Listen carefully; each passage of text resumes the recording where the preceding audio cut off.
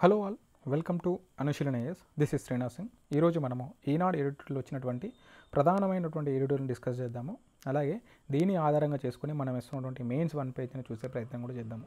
ముందుగా చూసుకున్నట్లయితే గగనయానం శుభస్య శీఘ్రం అని చెప్పేసి ఒక ఎడిటర్ ఇవ్వడం జరిగిందనమాట. ఇది ప్రధానంగా ఏం డిస్కస్ చేస్తుందంటే, రీసెంట్గా అంతర్జాతీయ అంతరిక్ష కేంద్రానికి శుభాంశు శుక్ల వెళ్ళడం జరిగిందనమాట. దాని యొక్క ప్రాధాన్యతను ఇక్కడ చెప్తున్నాడు. అలాగే భారతదేశము శాస్త్ర సాంకేతిక రంగంలో ఎలాంటి పురోగతిని ఇప్పుడు కలిగి ఉంది, ఎలాంటి సమస్యలు ఇప్పుడు భారతదేశం ఎదుర్కొంటుంది అనేటివి కూడా ఇక్కడ వివరించడం జరిగింది. డీటెయిల్గా చూసుకున్నట్లయితే అంతర్జాతీయ అంతరిక్ష కేంద్ర ప్రయాణానికి ఇది ప్రారంభం మాత్రమే కాదు, భారత మానవ సహిత గగనయాన కార్యక్రమానికి ఆరంభం కూడా అంటూ యాక్సియం 4 మిషన్ సందర్భంగా శుభాంశు శుక్ల చెప్పిన మాటలు అక్షర సత్యాలు అని చెప్పేసి ఇక్కడ ఇవ్వడం జరిగింది. 41 ఏళ్ల కిందట తొలిసారి రాకేష్ శర్మ రోదస్లోకి అడుగుపెట్టినప్పుడు భారతదేశం ఏ విధమైనటువంటి సంతోషాన్ని చూపించిందో, ఇప్పుడు ఇంటర్నేషనల్ స్పేస్ స్టేషన్కి వెళ్ళినటువంటి శుభాంశు శుక్ల ఆ సిచ్యువేషన్ చూసి కూడా మనము ఆ సంఘటన చూసి కూడా అంతే సంతోషాన్ని కలిగి ఉంటున్నారు అని చెప్పేసి ఇక్కడ చెప్తున్నాను అనమాట. అలాగే నిర్దేశిత భూకక్షలోకి మనిషిని పంపాలన్న లక్ష్యంతో ఇండియా చేపట్టినటువంటి గగనయాన్ ప్రాజెక్టు 2022 నాటికే అది ఇంప్లిమెంట్ చేయాలనుకున్నారు. కానీ తర్వాత వచ్చినటువంటి కోవిడ్ ఇంపాక్ట్ మూలంగా భారత ప్రభుత్వం ఏం చేసింది, 2027కి వాయిదా వేయడం జరిగిందనమాట. ఇక్కడ చూడొచ్చు, 2027కి వాయిదా వేయడం జరిగింది. ఆ యాత్ర కోసం ఎంపికైన నలుగురిలో శుక్లా ఒకరు.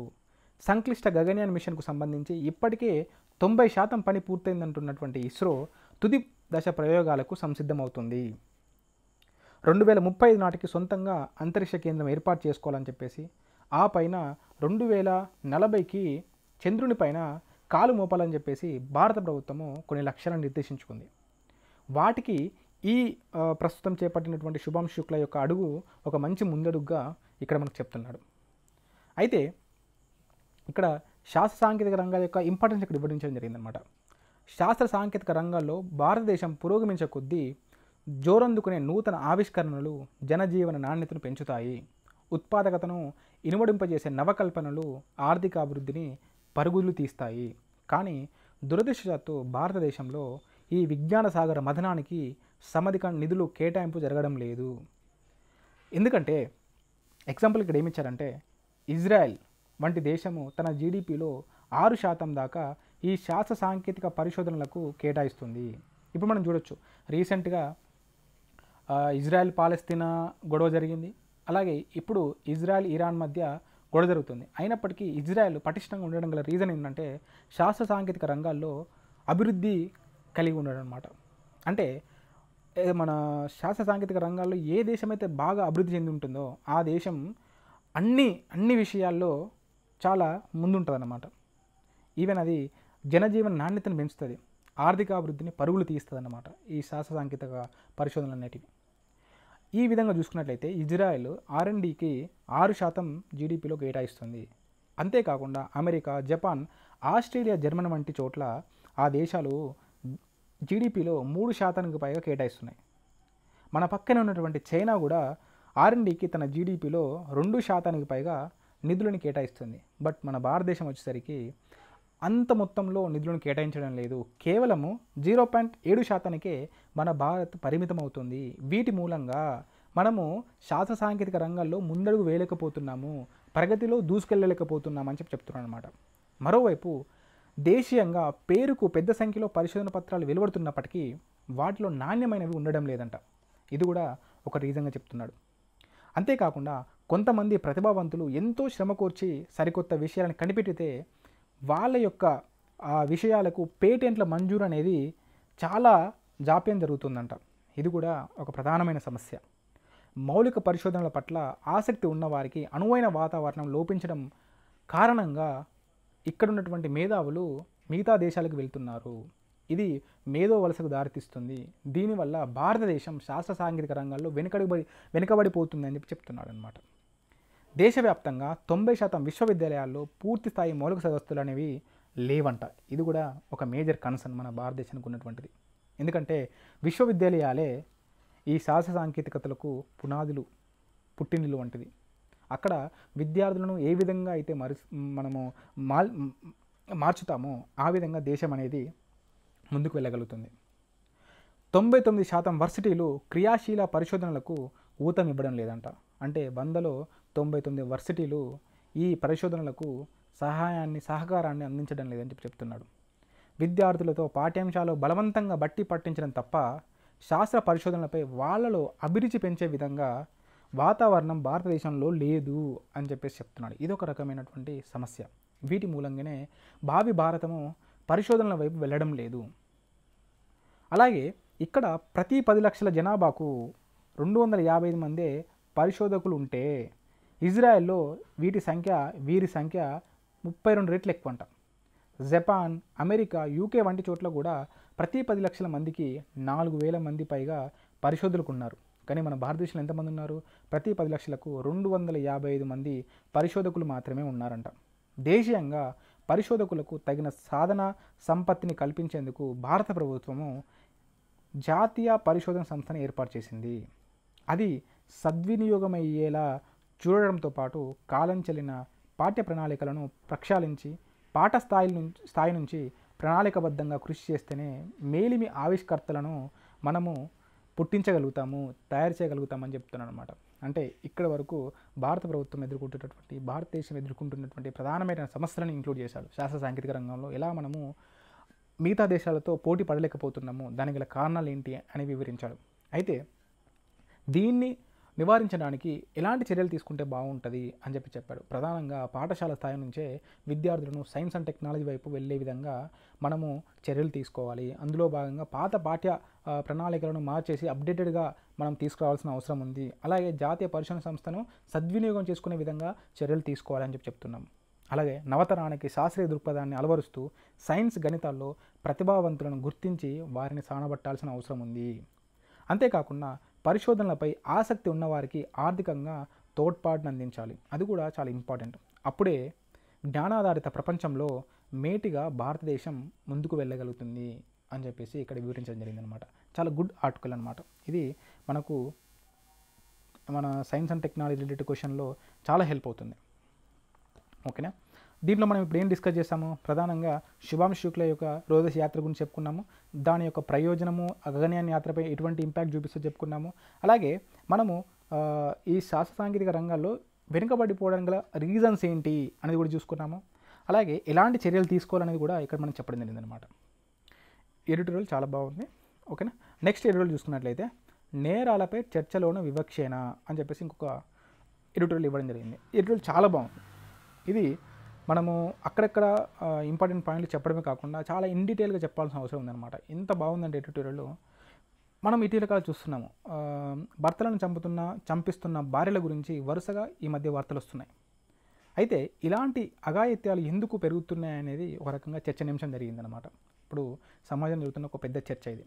అయితే ఈ క్రమంలో ఈ నేరాలపై వస్తున్నటువంటి చర్చల్లో కూడా వివక్ష జరుగుతుంది అని చెప్పేసి ఇక్కడ రైటర్ చెరుకూరి శాంతిశ్రీ చాలా బాగా ఎక్స్ప్లెయిన్ చేశారనమాట. మనము డీటెయిల్గా చూసుకున్నట్లయితే కట్టుకున్న వారిని కడతెరిచిన నిందితురాల వార్తలు విపరీతంగా వైరల్ అవుతున్నాయి. పెళ్లి చేసుకోవాలంటేనే అబ్బాయిలు భయపడుతున్నారు అంటూ వస్తున్న రకరకాల మీమ్స్, జోక్స్ ఆడవాళ్ళ పట్ల చులకన భావాన్ని ఏర్పరుస్తున్నాయి. భర్తను చంపే ధైర్యం ఉన్నప్పుడు ముందే తల్లిదండ్రులకు చెప్పి ఒప్పించలేరా? వాళ్లకు నచ్చజెప్పి ప్రయత్నం చేయలేరా? వాళ్ళు ఒప్పుకోకుంటే చేసుకో వాళ్ళకు ఇష్టం లేదని చెప్పొచ్చు కదా. ఇలాంటి వ్యాఖ్యానాలు వినిపిస్తున్నాయి. నిజమే, ఇది ఖచ్చితంగా వైపరీత్యమే. కట్నం కోసమనో అనుమానంతోనో భార్యలను చంపిన భర్తల గురించే ఇంతకాలం విన్నాం. దాంతో ఓ మహిళ భర్తను చంపడం అసాధారణంగానే కనిపిస్తుంది. కానీ తాజా కేసుల నెపంతో స్త్రీలందరినీ దుర్మార్గులుగా చిత్రీకరించడం సోషల్ మీడియా చేస్తుందన్నమాట. ఇది తప్పు అని చెప్తున్నాను అనమాట. అయితే ఈ ఘోరాలన్నింటిలోనూ నిందితురాలకు సాయం చేసింది మగవాళ్ళే. అంటే ఇప్పుడు ఇటీవల కాలంలో మహిళల యొక్క నేరాలు, అంటే వాళ్ళు చేసినటువంటి నేరాలు చాలా ఎక్కువ కనబడుతున్నాయి. భర్తలను చంపడము, ఇంకేదైనా విషయంలో మహిళల యొక్క విషయాన్ని చాలా పెద్దగా పోర్ట్రే చేస్తున్నారు. అయితే మగవారి విషయంలో వాళ్ళు నేరాలు చేసినప్పటికీ వాళ్ళ యొక్క చర్చ ఆ విధంగా జరగట్లేదు. మహిళల మీద వచ్చినప్పుడు చాలా ఫోకస్ ఎక్కువ ఉంటుంది. ఇది నేరాలపై జరుగుతున్నటువంటి చర్చల్లో కూడా వివక్ష చూపడానికి దారితీస్తుంది. ఇలా వివక్ష చూపకూడదు, తప్పు ఎవరు చేసినా తప్పే అనే విధంగా ఇక్కడ చెప్పడం జరుగుతుంది అన్నమాట. మహిళలు సామాజిక అణచివేత మరొకరి ప్రోద్బలంతోనే మహిళలు ఇలాంటి దారుణాలకు పాల్పడుతున్నట్లుగా నిపుణులు చెబుతున్నారంట. ప్రతి ముగ్గురిలో ఒకరు. అమ్మాయిలపై అఘాయిత్యాలు, అత్యాచారాలు, యాసిడ్ దాడులు, పసిపిల్లల మీద కిరాతకాలు, ఇలా ఎన్నో నేరాలు, ఘోరాలు జరుగుతున్నాయి. ప్రపంచవ్యాప్తంగా ప్రతి ముగ్గురు మహిళల్లో ఒకరు హింసకు గురవుతున్నట్లు వివిధ గణాంకాలు చెబుతున్నాయన్నమాట. వివక్ష వేళ్ళునుకుపోయిన మన సమాజంలో ఏ రకంగా చూసుకున్నా బాధితులు స్త్రీలే. అంటే ఈవెన్ అబ్బాయిలు చేసినా, ఇటుపక్క అమ్మాయిలు చేసినప్పటికీ ఎటు చేసినా బాధితులు స్త్రీలే ఉంటున్నారు అని చెప్పి చెప్తున్నారు అనమాట. నిర్భయ, పోక్సో వంటి చట్టాలని తెచ్చినప్పటికీ మహిళల మీద ఇటువంటి దురాఘాతాలు ఆగట్లేదు, ఇవి ఇంకా పెరుగుతున్నాయి తప్ప తగ్గట్లేదు అని చెప్పి చెప్తున్నాడు. అలాంటి దారుణాల గురించి మాట్లాడేటప్పుడు ఆయా వ్యక్తులని హింసా ప్రవృత్తిని చిదిరించుకుంటారు తప్ప మొత్తం మగవాళ్ళను నేరస్తులుగా చిత్రీకరించే చర్చ చేయరు అని చెప్పేసి చాలా వ్యాలిడ్ పాయింట్ చెప్తున్నారనమాట. ఇక్కడ మనం చూసుకున్నట్లయితే ప్రధానంగా ఒక మహిళ ఏదైనా తప్పు చేసినప్పుడు ఆ మహిళ యొక్క తప్పులనే కాకుండా మహిళలంతా ఇంతే, వీళ్ళు ఇలా తయారవుతున్నారు అని చెప్పేసి మొత్తము స్త్రీ జాతి మీద మనము ఒక రకంగా తప్పు నెట్టబోతున్నారు అనమాట. అలా కాకుండా అది ఒక అబ్బాయి ఏదైనా తప్పు చేసినప్పుడైతే తనను మాత్రమే టార్గెట్ చేస్తూ మనము ఇక్కడ ఒక రకమైన చర్చ చేయబడుతున్నారు. ఇది తప్పు, తప్పు ఎవరు చేసినా తప్పే, ఒకరు చేసినంత మాత్రమే ఇది అందరి మీదకి తీసుకురాకూడదు అని చెప్పేసి ఇక్కడ రైటర్ మనకు చెప్తున్నారు. అయితే చాలామంది లైంగిక నేరాలు వంటివి చాలా సాధారణ విషయాలు అన్నట్లు కొట్టుపారేస్తుంటారు. అందుకే పురుషుల అకృత్యాలను పట్టించుకోకపోవడం పరిపాటైంది. ఇక్కడ చూసుకున్నట్లయితే 2022లో మన దేశంలో మహిళలపై 4 లక్షలకు పైగా నేరాలు జరిగినట్లు నేషనల్ క్రైమ్ రికార్డ్ బ్యూరో నివేదిక చెప్పిందనమాట. అంతేకాకుండా ప్రపంచవ్యాప్తంగా ప్రతి 10 నిమిషాలకు ఒక మహిళ తన జీవిత భాగస్వామి లేదా దగ్గరి బంధు చేతిలో మరణిస్తున్నట్లు ఐరాస తన నివేదికలు చెప్తుందన్నమాట. అంటే ఈ గణాంకాలను చూసినట్లయితే మహిళలపైన ఏ విధమైనటువంటి నేరాలు జరుగుతున్నాయో చూడవచ్చు. మనం ఇప్పుడు ఏం చూస్తున్నాము, ఒక మహిళ ఏదైనా నేరం చేస్తే దాన్ని చాలా పెద్దగా పెట్టి చేసి మనము మహిళలంతా ఇంతే, వీళ్ళు ఇలా నేరాలకు పాల్పడుతున్నారు అని చెప్పేసి మనము బ్యాడ్గా పోర్ట్రే చేసే సమాజంలో ఇప్పుడు మనము ఉంటున్నాం. అంటే ఆ విధమైనటువంటి చర్చలకు మన సోషల్ మీడియాలో వేదిక అవుతున్నాయి. కానీ అది కరెక్ట్ కాదు అని చెప్పేసి చెప్తున్నాడు. తప్పు అబ్బాయి చేసినా అమ్మాయి చేసినా ఎవరు చేసినా తప్పును తప్పు లాగానే చూడాలి, కానీ అందరికీ దీన్ని మనము వర్తించే విధంగా మనం మాట్లాడకూడదు అని చెప్పేసి చెప్పడం జరుగుతుంది. ఈ డేటా అనేది చాలా ఇంపార్టెంట్. మీరు మెయిన్స్ పాయింట్ ఆఫ్ వ్యూ రాస్తున్నప్పుడు ఎగ్జాంపుల్గా వీటిని కోడ్ చేస్తే చాలా బాగుంటుంది. ఓకేనా? అంతెందుకు, ఒక్క ఛత్తీస్గఢ్లోనే దాదాపు 115 రోజుల్లో 30 మంది మహిళలు భర్తల చేతిలో మరణించారు. ఇవన్నీ చూస్తే తెలియడం లేదు, నేరం చేయడం పురుష లక్షణం, భరించడం స్త్రీ ధర్మంగా భావించాలన్నట్లుగా రోజులు ఎప్పుడో మారిపోయాయని, వాటి గురించి ఆలోచిస్తున్న వారెందరూ స్త్రీలు ప్రేమామూర్తులు, రక్షకులు అంటూ సమాజం ఏర్పరచుకున్న స్థిరాభిప్రాయాల వల్ల కూడా చాలామంది ఈ హత్యలు చూసినప్పుడు నివ్వెరపోతున్నారనమాట. ఎందుకంటే మనం ప్రధానంగా స్త్రీ చూసినప్పుడు వాళ్ళు ప్రేమామూర్తులు, దయాగుణం కలిగిన వాళ్ళు అని చెప్పేసి అనుకుంటాం. వాళ్ళు ఇలాంటి నేరాలకు పాల్పడ్డప్పుడు అందరూ చాలా స్టన్ అవుతున్నారనమాట. అరే ఏంటి వీళ్ళు ఇంత సైలెంట్గా ఉండేవాళ్ళు ఇంత వైలెంట్గా తయారవుతున్నారు అని చెప్పేసి ఈ విధమైనటువంటి చర్చ జరుగుతుందన్నమాట. అయితే అది కూడా తప్పే అని చెప్పి చెప్తున్నాడు అనమాట. ఇక్కడ ఏమంటున్నాడు, అంతే తప్ప మనిషిలో అసలు నేర ప్రవృత్తి ఎందుకు పెరుగుతుంది, ఆడ మగల్లో నేర స్వభావాల మధ్య తేడా ఏంటి, అది ఎలా వచ్చిందన్న కోణంలో ఎవ్వరూ ఆలోచించడం లేదు అని చెప్పి చెప్తున్నాను అనమాట. అంటే ఏ కారణాల వల్ల, ఏ పరిస్థితుల వల్ల వాళ్ళు ఈ నేర ప్రవృత్తిలోకి దిగారు అనేది మనము డిగ్ చేయడం లేదు, మనం వాటిని పరిశోధించడం లేదు, వాటి గురించి ఆలోచించడం లేదు. కేవలము వాళ్ళు తప్పు చేస్తే ఆ తప్పును మాత్రమే చూస్తున్నారు, ఆ తప్పును అందరి మీద మహిళల మీద దాన్ని తీసుకెళ్తున్నారు తప్ప దాంట్లో కారణాలు ఏంటి, ఎందువల్ల జరిగింది, దాని వెనుక ఎవరున్నారు, మగవారు ఉన్నారా ఇంకెవరైనా ఉన్నారా అనేది మాత్రం చూడడం లేదు అనేది ఇక్కడ జరుగుతుందన్నమాట ఈ చర్చ. అయితే లోపం ఎక్కడుందని అడుగుతున్నారు. పురుషాధిక్య సమాజం ఇచ్చినటువంటి ధైర్యం, డబ్బు, అధికారం, హోదా, గౌరవాలను నిలబెట్టుకునే క్రమంలో మగవాళ్ళు ఎక్కువగా నేరస్తులుగా మారుతుంటారు. టెస్టోస్టెరాన్ స్థాయిల్లో హెచ్చుతగ్గులు, మెదడునాడుల అనుసంధానంలో వ్యత్యాసం వంటివి వాళ్ళలో హింసా ప్రవృత్తిని ప్రేరేపిస్తుంటాయి. మహిళల విషయానికి వస్తే గతంలో ఎదురైనటువంటి అనుభవాలు, భావోద్వేగ నియంత్రణ లోపాలే తక్షణ నేరాలకు పురిగొల్పుతుంటాయి. అంటే ప్రధానంగా మహిళలు ఇప్పుడు మనం చూస్తున్నటువంటి ఈ నేరాలలో చూసుకున్నట్లయితే మహిళలకు వాళ్ళు ఎదుర్కొన్నటువంటి ఏ విధమైనటువంటి అనుభవాలు అంటే చేదు అనుభవాలే వాళ్లకు ఈ నేరాలను పాల్పడేలాగా చేస్తున్నాయని చెప్పి చెప్తున్నాను అనమాట. ఒకవైపు పితృస్వామ్య ధోరణి ఉండడము, మరోవైపు వాళ్ళ స్వేచ్ఛను అడ్డుకోవడము, అలాగే చదువు వివాహాలు ఆంక్షలు విధించడము, గృహహింస ఇంట్లో జరగడము, లైంగిక వేధింపులు ఆఫీసులలో జరగడము, అలా వివిధ కారణాల మూలంగా ఈ మన మహిళలు అనేవారు నేర ప్రవృత్తికి దారి తీసేలా ఇవి చేస్తున్నాయి, ఈ కారణాలు వారిని పురుగొల్పుతున్నాయని చెప్పి చెప్తున్నారు అనమాట. మొత్తంగా అనేక రకాల మానసిక సమస్యలు, చుట్టుపక్కల వాతావరణం, అణచివేత వంటివి లింగభేదం లేకుండా అందరిలోనూ నేర గుణాన్ని పెంచుతున్నాయి అనేది సైకియాట్రిస్టులు చెబుతున్నారంట.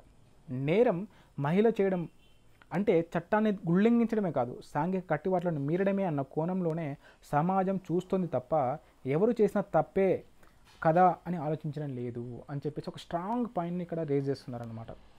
అబ్బాయి చేసిన అమ్మాయి చేసిన తప్పు తప్పే అలా చూడకుండా అమ్మాయి చేసినప్పుడు మహిళ ఆ చట్టాన్ని ఉల్లంఘిస్తుంది, అలాగే ఈ సాంఘిక కట్టుబాట్లను వాళ్ళకు ఒక నియంత్రించినటువంటి ఆంక్షలు పెట్టినటువంటి ఈ సాంఘిక కట్టుబాట్లను దాటిపోతుంది అన్నట్టు చూస్తున్నారు తప్ప అబ్బాయి చేసినా అమ్మాయి చేసినా అది తప్పే, ఆ తప్పును మనము సమర్థించాల్సిన అవసరం లేదు అనేది చూడడం లేదు అని చెప్పేసి ఇక్కడ కూడా ఈ వివక్ష కొనసాగుతుంది మహిళలపైన అని చెప్పేసి ఇక్కడ డీటెయిల్గా చెప్పడం జరుగుతుందన్నమాట.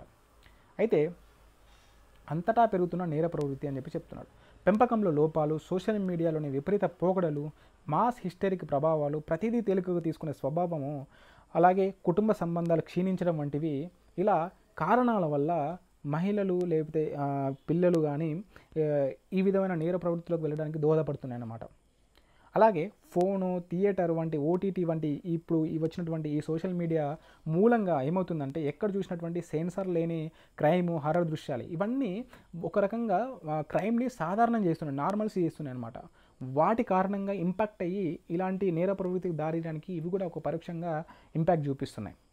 ఇక్కడ మనము మనుషుల్ని ఒక చెట్టు నరికితేనే ఎంతో బాధగా అనిపిస్తుంటే అలాంటిది మనుషుల్ని ఎడాపెడా చంపేస్తూ సినిమాలు తీస్తుంటే అవన్నీ చూస్తూ పెరుగుతుంటే ఆడా మగ ఎవరిలోనైనా దయ, సహానుభూతి, ప్రేమ ఎక్కడ మిగులుంటాయి అని చెప్పేసి ఒక మంచి క్వశ్చన్ రేజ్ చేయడం జరిగిందనమాట. ఏం చేసినా తప్పు కాదన్న ధోరణి పెరుగుతోంది. ఫలితమే ఈ రకమైన హత్యలు, అఘాయిత్యాలు. అమ్మాయిలకైతే నేటికి ఆచారాల పేరుతో చిన్న వయసులోనే పెళ్ళిళ్ళు చేస్తున్నారన్నమాట. అలాగే శిక్ష ఎవరికైనా ఒకేలా ఉండాలన్నమాట. అలా కాకుండా అబ్బాయికి ఒక రకంగా, స్త్రీకి ఒక రకంగా చూడడము ఇది స్త్రీలందరినీ అపహాస్యం చేస్తుంది. ఒక స్త్రీ చేస్తే అందరు స్త్రీలంతా ఇంతే అని చెప్పి చెప్పడము అది తప్పు అని చెప్పి చెప్పడం జరుగుతుంది అన్నమాట. ఎందుకంటే ఇప్పటి వరకు జరుగుతున్నటువంటి నేరాలు, ఘోరాలు చూస్తే ఆడవాళ్ళు అసలు పెళ్లి మాట ఎత్తకూడదు. ఎందుకంటే ఎక్కడ చూసినా బాధితులే స్త్రీలుగా ఉంటున్నారు. కాబట్టి ఈ కారణంగా చూస్తే అసలు అమ్మాయిలు పెళ్లి చేసుకునేకూడదు అని చెప్పేసి చెప్తున్నారు అనమాట. ఇది ఒక స్ట్రాంగ్ విషయం. అలాగే ప్రేమకు లింగభేదం లేదు, కరుణకు మతం లేదు, వ్యక్తిత్వానికి జాతికి వ్యత్యాసం లేదు. అలాగే నేరాలకి లింగభేదం ఉండదని గ్రహించి మొత్తంగా వాటిని నియంత్రించేందుకు ప్రతి ఒక్కరు ఆలోచించాలి, ఆ దిశగా చర్యలు తీసుకోవాలి. సెల్ ఫోన్లు కొనివ్వడమే కాదు, అందులో పిల్లలు ఏం చేస్తున్నారో, ఏం చూస్తున్నారో తల్లిదండ్రులు గమనించాల్సిన అవసరం ఉంది అని చెప్తున్నాడు. విపరీత పోకడల్ని సరిదిద్దాలి, నైతిక విలువలను నింపుతూ పెంచాలి. అప్పుడే హత్యల్ని, అత్యాచారాలని నియంత్రించగలుగుతామని చెప్పేసి ఒక మంచి ఇప్పుడు సమాజంలో జరుగుతున్నటువంటి ఒక మంచి పాయింట్ మీద ఎడిటోరియల్ ఇవ్వడం జరిగింది. ఈ ఎడిటోరియల్ మీకు మెయిన్స్లో, సొసైటీకి, అలాగే ఇంటర్వ్యూలో కూడా చాలా మంచిగా హెల్ప్ అవుతుంది. మీకు డీప్ అనాలిసిస్ ఉన్నటువంటి ఎడిటోరియల్ ఇది. ఇప్పుడు మనము ఈరోజు వచ్చినటువంటి 3 ఎడిటోరియల్లో 2 మాత్రం మనకి రిలవెంట్ ఉన్నది. మనకి ఇంకోటి అది పొలిటికల్ పాయింట్ ఆఫ్ వ్యూ ఉండడం జరిగింది ఈనాడు ఎడిటోరియల్లో, కాబట్టి దాన్ని తీసుకోలేదు మనము. ఈ 2 ఎడిటోరియల్లో ఒక ఎడిటోరియల్ మీద మెయిన్స్ 1 పేజ్ నోట్స్ని చేయడం జరిగింది. అది ఎలా ఉంటుందో చూద్దాము. ఇక్కడ ఏమొచ్చాము, భారతదేశ శాస్త్ర సాంకేతిక రంగం అంతరిక్ష ఆశయాలు, సవాళ్ళు మరియు భవిష్యత్తు అని చెప్పేసి ఇవ్వడం జరిగింది అనమాట. ఒక మంచి క్యాప్చీ ఇంట్రో ఇవ్వడం జరిగింది. అంటే గగనయాన్ ప్రాజెక్టులో భాగంగా అంటే దానికి ఒక ముందడుగు వేసేలా శుభాంశకులు చేపట్టినటువంటి ఈ అంతరిక్ష యానం, అలాగే గగనయాన్ ప్రాజెక్టు గురించి ఇస్రో అడుగులు వేస్తుండడము, ఇవన్నీ మనం చెప్తున్నాం. అంతేకాకుండా ఈ లక్ష్యాల మధ్య దేశ శాస్త్ర సాంకేతిక రంగం ఎదుర్కొంటున్నటువంటి సవాళ్ళు ఏంటి అని చెప్పేసి ఒక క్యాప్చీ ఇంట్రో ఇవ్వడం జరుగుతుంది అనమాట. ఆ ఇంట్రోలో దాని యొక్క ప్రాధాన్యతను, దాని యొక్క సవాళ్ళని చెప్తున్నాం అనమాట. అలాగే ఈ శాస్త్ర సాంకేతిక రంగంలో ప్రస్తుతం ఎలాంటి సవాళ్ళు ఎదుర్కొంటున్నాము, ప్రగతికి ఆటంకాలు ఏంటి అనేది చూసుకున్నట్లయితే మనం పైన చెప్పినట్టు R&Dకి నిధుల కొరత ఉంది, చెప్పుకున్నాం మనం పైన చెప్పుకున్నట్టే. ఇజ్రాయెల్ 6% కేటాయిస్తుంటే భారత్ కేవలం 0.7% మాత్రమే R&Dకి కేటాయిస్తుంది. అంతేకాకుండా విశ్వవిద్యాలయాల్లో పరిశోధన లేమి అనేది కూడా ఉంటుంది. ఉదాహరణకు చెప్పినట్లయితే దేశవ్యాప్తంగా 90% విశ్వవిద్యాలయాల్లో పూర్తి స్థాయి మౌలిక వసతులు లేవు. అలాగే 99% వర్సిటీలు క్రియాశీల పరిశోధనలకు ఊతం ఇవ్వడం లేదని చెప్పుకున్నాం. ఇది మరొక రీజన్ అనమాట. అలాగే పరిశోధకుల కొరత, నాణ్యత మనం చెప్పుకున్నాం. ఏంటిది? ప్రతి 10 లక్షల మందిలో భారతదేశంలో 255 మంది మాత్రమే పరిశోధకులు ఉంటే, అది ఇజ్రాయెల్ చూసుకున్నట్లయితే మనకంటే 32 రెట్లు ఎక్కువ అక్కడ ఉన్నారనమాట. అలాగే పేటెంట్ల జాప్యం కూడా జరుగుతుంది. మరోపక్క మేధో వలస జరుగుతుంది. ఈ కారణంగా భారతదేశం శాస్త్ర సాంకేతిక రంగంలో ఆశించిన పురోగతిని పొందడం లేదు అని చెప్తున్నాను అనమాట. ఎడిటోరియల్లో మనకు చాలా క్లమ్జీగా అక్కడక్కడ ఇచ్చాడు. వాటిని ఒక ఆర్డర్లో పెట్టడం జరిగింది. ప్రతి దానికి సబ్ హెడింగ్ ఇవ్వడం జరిగింది. మీరు సబ్ హెడింగ్స్ గుర్తుపెట్టుకున్నా కానీ మనం ఈజీగా పాయింట్ రాసే విధంగా మనము ఇక్కడ ఇవ్వడం జరుగుతుంది అనమాట. ఒక ఆర్డర్ ప్రకారం మనం ఇస్తాం. అలాగే మీకు మెయిన్స్ నోట్స్ చేసుకునే సమయాన్ని కూడా మనము ఆదా చేయడం జరుగుతుంది అనమాట. డైరెక్ట్ మీరు ఎడిటోరియల్ను చదివిన తర్వాత మన నోట్స్ చూసుకున్నట్లయితే మీకు సరిపోతుంది. కొన్ని సందర్భాల్లో మీకు టైం లేకపోతే డైరెక్ట్ మన మెయిన్స్ 1 పేజీని చూసినా సరిపోతుంది అన్నమాట. అలాగే ఈ సవాళ్ళను అధిగమించి జ్ఞానాధారిత ప్రపంచంలో మేటిగా రాణించడానికి ఎలాంటి వ్యూహాలు మనం అనుసరించాలి అని చెప్పి చూసుకున్నట్లయితే R&Dకి నిధులు కేటాయింపు జరగాలి. కనీసము జీడిపిలో 2 నుంచి 3% వరకు పెంచాల్సిన అవసరం ఉందని చెప్తున్నాం. అలాగే పరిశోధన వాతావరణాన్ని బలోపేతం చేయాల్సిన అవసరం ఉందని చెప్తున్నాం. అందులో భాగంగా జాతీయ పరిశోధన సంస్థను సద్వినియోగం చేసుకోవాలి అని చెప్తున్నాం. అలాగే విశ్వవిద్యాలయాలను బలోపేతం చేయాలి. ఎందుకంటే విశ్వవిద్యాలయాలే ఈ శాస్త్ర సాంకేతికతల పురోగతికి ఒక పునాదులు వంటి అన్నమాట. అవి ఎంత బలంగా ఉంటే మన భారతదేశము అంతే బలంగా ఈ R&Dకి అలాగే మన సైన్స్ అండ్ టెక్నాలజీలో ముందుకు వెళ్తుంది అనమాట. అలాగే పాఠ్య ప్రణాళికల ప్రక్షాళన జరపాలి. ఎందుకంటే స్థాయి నుంచే మనము మన భవితను నిర్మించుకోవడానికి అక్కడ అవుట్డేటెడ్ సిలబస్ను పక్కన పెట్టేసి అప్డేటెడ్ సిలబస్ను మనం పెట్టుకుంటేనే అటువైపుగా వెళ్ళడానికి అవకాశం ఉంటుంది పౌరులు అని చెప్పేసి చెప్తున్నాం. అలాగే పేటెంట్ ప్రక్రియను సరళీకరణ చేయాలి, వేగవంతం చేయాల్సిన అవసరం ఉంది. అలాగే పరిశోధకులకు ప్రోత్సాహం, మేధో వలస నివారణకు చర్యలు తీసుకోవాలి. అంటే మనం ఏం చెప్తున్నాము, వాళ్ళకి ఆర్థికంగా తోడ్పడాలి, ఫెలోషిప్లు, గ్రాంట్లు వంటివి అందించాలని చెప్తున్నాం అన్నమాట. అలాగే ప్రజలలో శాస్త్రీయ దృక్పథాన్ని పెంచాల్సిన అవసరం ఉంది. ఇది చాలా ఇంపార్టెంట్ పాయింట్. ప్రజలలో ముఖ్యంగా యువతలో శాస్త్రీయ దృక్పథాన్ని, ఆవిష్కరణల పట్ల ఆసక్తిని పెంపొందించడానికి విద్యా సంస్థలు, మీడియా కీలక పాత్ర పోషించాలని చెప్పేసి ఒక మంచి వ్యాలిడ్ పాయింట్ని మనం ఇక్కడ చెప్పడం జరిగింది. అంతేకాకుండా ఒక ఫ్యూచరిస్టిక్ మన ముగింపును కూడా ఇవ్వడం జరిగింది అనమాట. చూసుకున్నట్లయితే ఈ సమగ్ర వ్యూహాన్ని అమలు చేయడం ద్వారానే భారతదేశం తన అంతరిక్ష ఆశయాలను నెరవేర్చుకోవడమే కాకుండా జ్ఞానాధారిత ప్రపంచంలో ఒక శక్తివంతమైన ఆవిష్కరణల కేంద్రంగా అవతరించగలదు అని చెప్పేసి చాలా క్రిస్పీగా, షార్ట్గా, క్లుప్తంగా మనము ఒక ముగింపుని ఇవ్వడం జరిగిందనమాట. ఈ విధంగా ప్రతిరోజు ఈనాడులో వచ్చేటువంటి 3 ఎడిటోరియల్స్ మీద ఇలాంటి మెయిన్స్ 1 పేజర్ నోట్స్ని మనము ఇవ్వడం జరుగుతుందన్నమాట. అలాగే ఇలా ఇవ్వడమే కాకుండా దాని మీద ప్రాక్టీస్ చేయడానికి ఒక నమూనా ప్రశ్న కూడా ఇవ్వడం జరుగుతుంది. ఇప్పుడు దీనికి ఒక నమూనా ప్రశ్న చూద్దాం. భారత శాస్త్ర సాంకేతిక రంగంలో భారతదేశం సాధించిన పురోగతి ఏమిటి? ఇప్పుడు మనం ఇప్పటివరకు ఎలాంటి పురోగతిని సాధించినాము?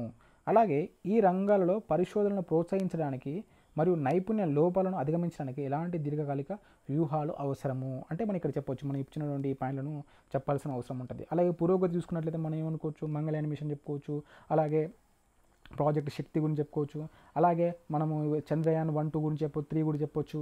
ఇవి కూడా మనం ఇంక్లూడ్ చేయొచ్చు అనమాట. ఓకేనా? చంద్రయాన్ 1, 2 చెప్పాల్సిన అవసరం కూడా ఉంటుంది అనమాట. 1, 2, 3 గురించి చెప్పడం కూడా మనకు చాలా ఇవన్నీ మనము సాధించిన పురోగతి చెప్పొచ్చు. అయితే ఎలాంటి లోపాలు ఎదుర్కొంటున్న షార్ట్గా చెప్పేసి దాంతోపాటుగా నైపుణ్య ఈ లోపాలను అధిగమించి ఎలాంటి దీర్ఘకాలిక వ్యూహాలు తీసుకోవాలనుకున్నప్పుడు ఈ పాయింట్స్ రాస్తే సరిపోతుంది అనమాట. ఓకేనా? ఈ విధంగా మనం ప్రతిరోజు ఈనాడులో వచ్చే 3 ఎడిటోరియల్ మీద మనము మెయిన్స్ 1 పేజర్ నోట్స్ను చేసి విద్యార్థులకు అందించడం జరుగుతుంది. ఇప్పటి వరకు 100 మందికి పైగా 150 మంది వరకు మన ప్రోగ్రామ్ని అవైల్ చేసుకున్నారన్నమాట. మీరు కూడా ఈ ప్రోగ్రాంలో జాయిన్ అవ్వాలనుకుంటే ఇక్కడ మన టెలిగ్రామ్ ఛానల్కి సంబంధించినటువంటి QR కోడ్ ఇవ్వడం జరిగింది. దీన్ని స్కాన్ చేసి మీరు మన ప్రోగ్రాంలో మన ఛానల్లో జాయిన్ అండి. అక్కడ మీకు ప్రోగ్రామ్ డీటెయిల్స్ అనేది పేమెంట్ డీటెయిల్స్ ఇవ్వడం జరుగుతుంది. ఇక్కడ చూసుకున్నట్లయితే మన ఫీ వచ్చేసి ఇది 300 రూపీస్ పర్ మంత్కి. 30 రోజులు ప్రోగ్రామ్ ఉంటుంది. అంటే ఇప్పుడు జూలై మంత్ జాయిన్ అవ్వాలనుకుంటే జూలై 1 నుండి జూలై మంత్ ఎండ్ వరకు ఈ ప్రోగ్రామ్ నడుస్తాయి. దానికి గాను మేము ఛార్జ్ చేసేది కేవలం 300 రూపాయలు మాత్రమే. ప్రతిరోజు ఈనాడులో వచ్చేటువంటి ముఖ్యమైన ఎడిటోరియల్స్ని తీసుకొని వాటిని సెగ్రిగేట్ చేసి వాటిలో నుండి సమాచారాన్ని సేకరించి అలాగే రీసెర్చ్ చేసి రెండింటిని కంబైన్ చేసి ఒక మంచి మెయిన్కి సంబంధించినటువంటి నోట్స్ను మనం ఇవ్వడం జరుగుతుందన్నమాట. ఇది తెలుగు మీడియం వాళ్ళకి చాలా హెల్ప్ అవుతుంది. ఈవెన్ ఇంగ్లీష్ మీడియం వాళ్ళకు ద హిందూ పేపర్ నుండి కూడా మనము ప్రొవైడ్ చేస్తున్నాము. అది ఇంకా లాంచ్ చేయలేదు program. With in short period of టైంలో మనం దాన్ని తీసుకురాబోతున్నాము. ఓకేనా? మీరు జాయిన్ అవ్వాలనుకుంటే ఈ QR కోడ్ ద్వారా మీరు జాయిన్ అవ్వచ్చు. అలాగే మనము యూట్యూబ్ డిస్క్రిప్షన్లో కూడా, ఈ వీడియో డిస్క్రిప్షన్ కింద కూడా మనము టెలిగ్రామ్ లింక్ను ఇవ్వడం జరుగుతుంది. దాని ద్వారా కూడా మీరు జాయిన్ అవ్వచ్చు. ఒకవేళ మీరు టెలిగ్రామ్లో డైరెక్ట్ అనుశీలన ఐఏఎస్ అని కొట్టినప్పుడు కూడా మీకు వచ్చేస్తే దానిలో జాయిన్ అవ్వచ్చు మీరు. అయితే ఈ ప్రోగ్రాంలో జాయిన్ అవ్వడం వల్ల మీకు కలిగే ప్రయోజనాలు ఏంటంటే చూసుకున్నట్లయితే, ప్రతిరోజు మనము చెత్త లేకుండా కేవలం సమగ్రంగా చాలా సింపుల్గా 1 పేజ్లోపే మనము ఈ మెయిన్స్ నోట్స్ని ఇస్తాం. ఈ నోట్స్ అనేది యూపీఎస్సీకి ప్రిపేర్ అయ్యే వాళ్ళకు, టీఎస్పీఎస్సీకి, అలాగే ఏపీపీఎస్సీకి ప్రిపేర్ అయ్యే అభ్యర్థులకు ఎంతో ఉపయోగపడుతుంది అన్నమాట. వాళ్ళకు అనుగుణంగా తయారు చేసినటువంటి ఇది నోట్స్ అన్నమాట. తెలుగు మీడియంలో ప్రిపేర్ అవుతున్న వారికి ఇది చాలా ఉపయోగం. ఎందుకంటే మన భావనలు, మన కాన్సెప్ట్స్, మన ఆన్సర్స్ ఎప్పుడైనా అప్డేటెడ్ ఉండాలి. ఓల్డ్ వర్షన్తో ఉన్నట్లయితే మనకు మార్కులు మంచిగా పడవు. మనకు అప్డేటెడ్ ఉండాలంటే మనం ఏం ఫాలో అవ్వాలి? పేపర్ ఫాలో అవ్వాల్సిన అవసరం ఉంటుంది. పేపర్ అనే ప్రతి డేటా ఉంటుంది, వాటన్నిటిని మనం కోడ్ చేయాల్సి ఉంటుంది మెయిన్స్ ఆన్సర్స్లో. వాటికి సంబంధించిందే మనం ఇస్తున్నటువంటి ఈ మెయిన్స్ 1 పేజర్. కాబట్టి గ్రూప్ 1 యూపీఎస్సీ లాంటి ఎగ్జామ్స్కి ప్రిపేర్ అవుతున్న వాళ్ళు ఖచ్చితంగా ఈ మెయిన్స్ 1 పేజర్ను ఫాలో అవ్వాల్సిన అవసరం ఉంది. ఓకేనా? మీరు ఫాలో అవ్వాలనుకుంటే మన టెలిగ్రామ్లో జాయిన్ అయ్యి అక్కడ మీకు పేమెంట్ డీటెయిల్స్ ఎలా పంపించాలి అనేది ఉంటుంది. దాని ద్వారా మీరు మాకు పేమెంట్ చేయొచ్చు. పేమెంట్ చేసిన తర్వాత మనం ప్రైవేట్ గ్రూప్లోకి యాడ్ చేయడం జరుగుతుంది. దాని ద్వారా మీరు ప్రతిరోజు ఈనాడు ఎడిటోర్లకు సంబంధించినటువంటి మెయిన్స్ 1 పేజర్ రీసెర్చ్ నోట్స్ని మీరు పొందడానికి అవకాశం ఉంటుంది. ఓకేనా? రేపు మళ్ళీ ఒక వీడియోతో మళ్ళీ కలుద్దాం. జై హింద్.